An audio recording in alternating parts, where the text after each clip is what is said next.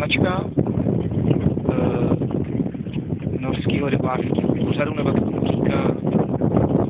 N je kód pro Nordland, to je region tady v Norsku, 52 je číslo lodě a RP je kódový jméno pro rest, pro náš ostrov. To je ten loď. Švédská. Krátce zdraví je Sandström. 5,60 na 5,60 metrů. Tak. Má navigační světla.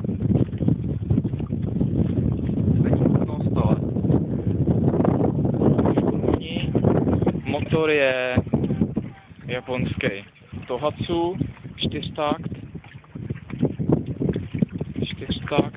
takže moderní motor.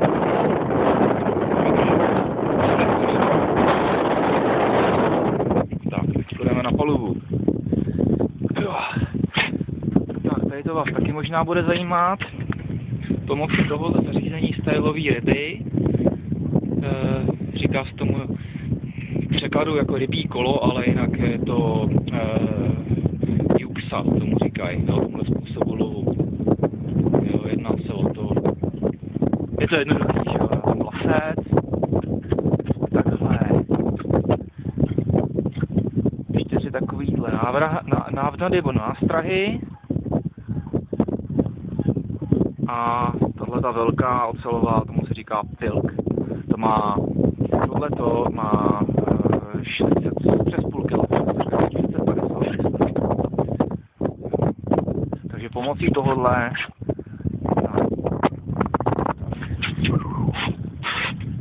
jo, takhle to vypadá teda na palubě.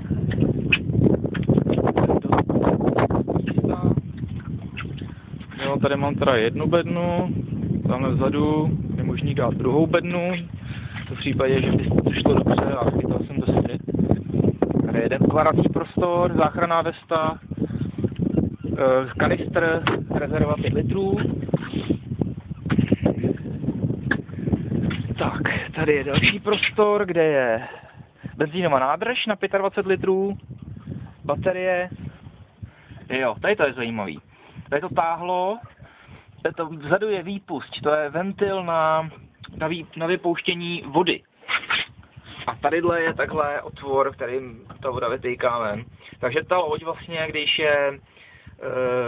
když prší a já tady nejsem, tak stačí, když zatáhnu, otevřu tu výpust. No a voda, když naprší, tak hned odtýká pryč. Velká výhoda. To samé, když třeba nachytám ryby, je tady bordel, tak vezmu kýbl, sleju to vodou a nestarám se víc o to. Ta voda prostě odteče pryč.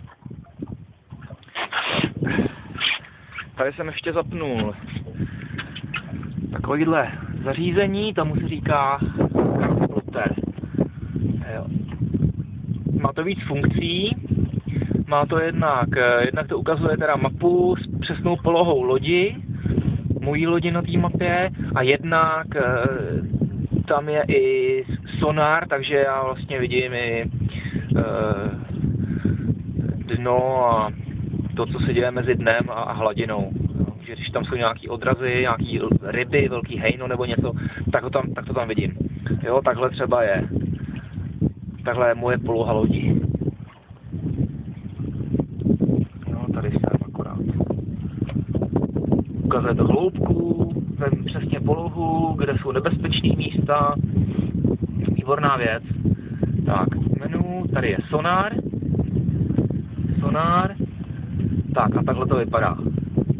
Tohle to je dno, teď jsme 1, 2 ve 3 metrech, 3,2 metru. No. Tak jo, takže tohle to je.